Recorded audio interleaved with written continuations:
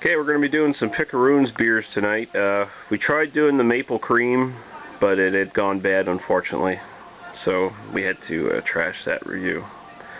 No fault of Mad Maxter or Miss Raven Blue who sent us the Picaroons beers. It's just one of those things. Unfortunate, because it smelled really good. And then we started tasting it, and it came out all vinegary and like sort of like this weird citrus vinegar kind of taste. It wasn't any good. So we're gonna just sort of march soldier on here and do some other ones. This is one of their big specialty ones from Picaroons.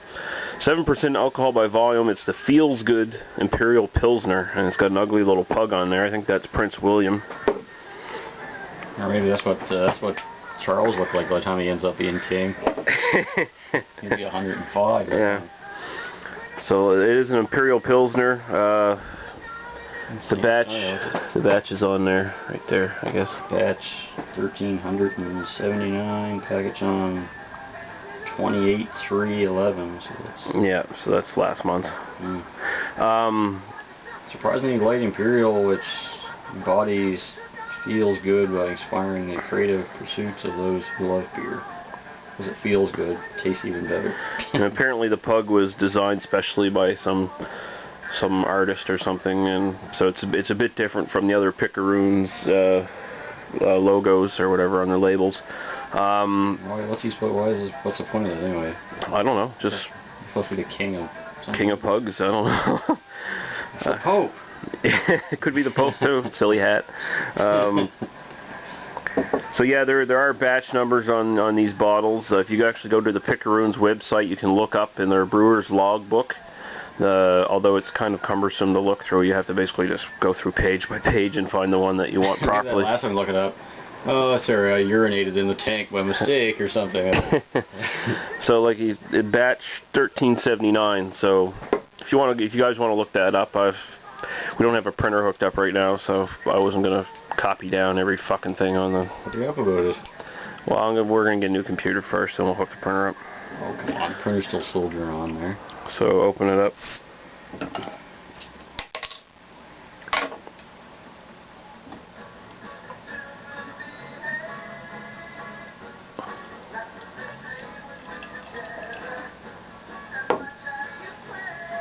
Looks good. I can already smell it from over here.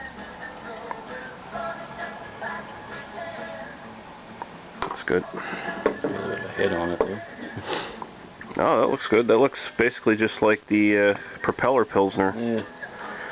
It looks pretty awesome though. Definitely looks like the Propeller Pilsner from the 500 milliliter bottles, where it's really had the good head. Actually, was good. Yeah. Although I think pretty cool. That was like big bubbles in the little ones and stuff. Yeah. Cool. Nice golden color. Basically amber, really. Sort of a light amber. Yeah. More darker than normal crappy lagers. Yeah. So we'll go right to the smell. Ooh. Ooh. Yeah, Nice. I was sure I could friggin' smell it when it was sitting on the table there. Very sweet. Sweet. That's like more of a caramel, I guess. Yeah, definitely more of a caramel kind of smell. It's like a caramel bar. It's floral and sort of caramel-like, and you know it actually. It didn't last though. Yeah, it's got sort of that sort of raw like smell that the Sea Level brews have, kind of. Yeah. Has that more like it just smells like it's, I don't know, naturally made instead of some sort of chemical mush that's brewed out of a Molson tank or something. Yeah, it smells really good. Nice caramel, floral, kind of biscuity. Yeah. So we'll go right to the taste.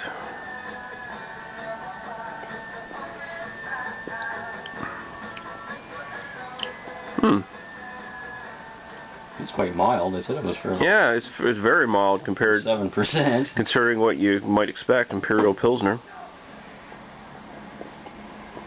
Very bready.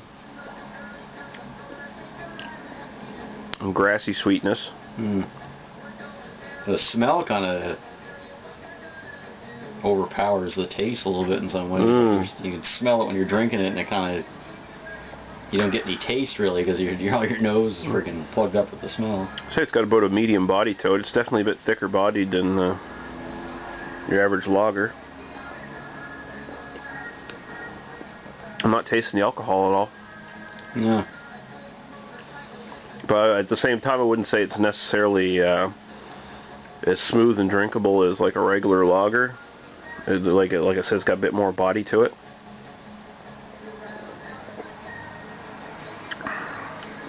The sweetness, the smell is kind of turns me off. I don't want to drink a whole lot of it. Yeah, I can see after a while it'll get a bit much, but this is one where you don't have to worry about having more than maybe 2 anyway, because 7% you don't want to end up looking like him.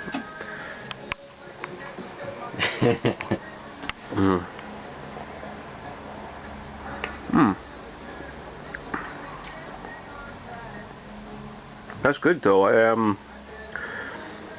I like that better than Propeller's current incarnation of their Pilsner. Yeah. I mean, the one in the 500 milliliter bottles blows this away, but the 6-packs now that you get Propeller's Pilsner, they don't match up to this. This is better.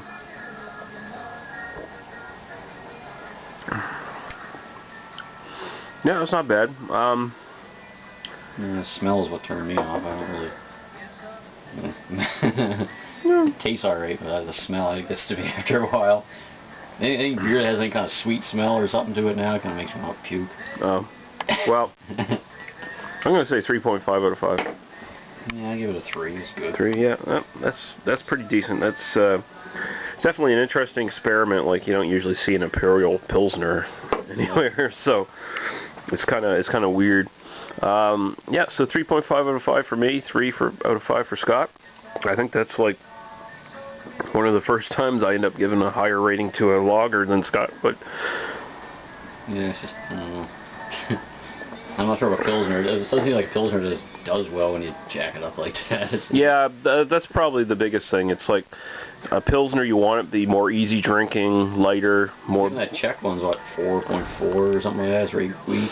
You want it more spritzy and maybe a bit more hoppiness too. Yeah. But yeah, that one's got real no hops or anything. yeah, it's just like some like smooth, but some balancing bitterness. But it's not something I'd sit down and drink too much, I don't think. Yeah, but it's pretty good. 3.5 out of 5, 3 out of 5 for Scott. That's all we got to say about that one.